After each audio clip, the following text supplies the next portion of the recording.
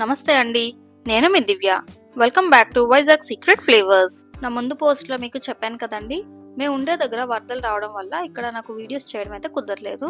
So ఇక్కడ చాలా gap తీసుకున్న తర్వాత అన్నీ సెట్ అయిన తర్వాత ఇప్పుడు వీడియో స్టార్ట్ చేశాను. అయితే చాలా రోజుల తర్వాత ఇదే నేను ఫస్ట్ పెట్టే వీడియో. అయితే ఈ వీడియోలో ఈరోజు నేను సమ్మర్లో సూపర్ కూల్గా ఉండి బాడీని హైడ్రేట్గా ఉంచే వాటర్ మిలన్ జ్యూస్ రెసిపీ చూపించబోతున్నాను. రెగ్యులర్గా తాగే వాటర్ మిలన్ జ్యూస్ కన్నా ఇది కాస్త డిఫరెంట్గా ఉంటుంది. మరి ఎలా చేసుకోవాలో ఫటాఫట్ చూసేద్దాం. ఫస్ట్ అయితే వాటర్ మిలన్ని చిన్న చిన్న ముక్కలుగా కట్ చేసి అందులో సీడ్స్ని తీసేస్తున్నాను. సీడ్స్తోనే మిక్సీ చేసి స్ట్రెయిన్ చేసుకోవచ్చండి.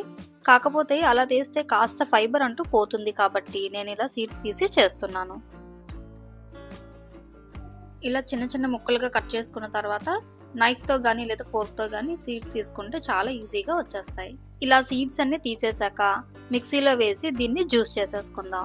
మిక్సీ చేసుకునేటప్పుడు అక్కడక్కడ కాస్త వాటర్ మిలన్ ముక్కలు ఉండేటట్టు జ్యూస్ చేసుకుంటే ఈ జ్యూస్కి బాగుంటుంది. మీకు అలాగని నచ్చకపోతే ఫుల్గా అసలు ముక్కలు ఎక్కడ కూడా కనిపించకుండా జ్యూస్ చేసుకోవచ్చు. నేనైతే కాస్త ముక్కలు కనిపించేటట్టు మిక్సీ చేసుకుంటున్నాను. ఇప్పుడు ఈ జ్యూస్ని ఒక గ్లాస్లో వేసుకోవాలి.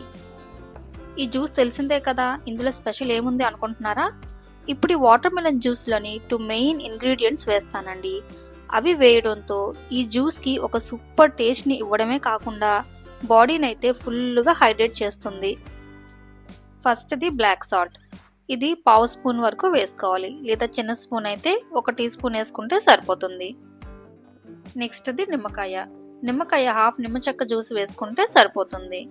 ఈ రెండు వేసుకున్నాక స్పూన్తో ఒకసారి కలిపేసుకుంటే వాటర్ మిలన్ జ్యూస్ ఇంకా రెడీ అండి. ఎంతటి ఎండలో తిరిగి వచ్చినా కానీ ఈ జ్యూస్ ఒక గ్లాస్ తాగితే బాడీకి ఫుల్గా ఎనర్జీ వస్తుందండి. ఈ సమ్మర్లో ఈ జ్యూస్ని తప్పకుండా ట్రై చేయండి.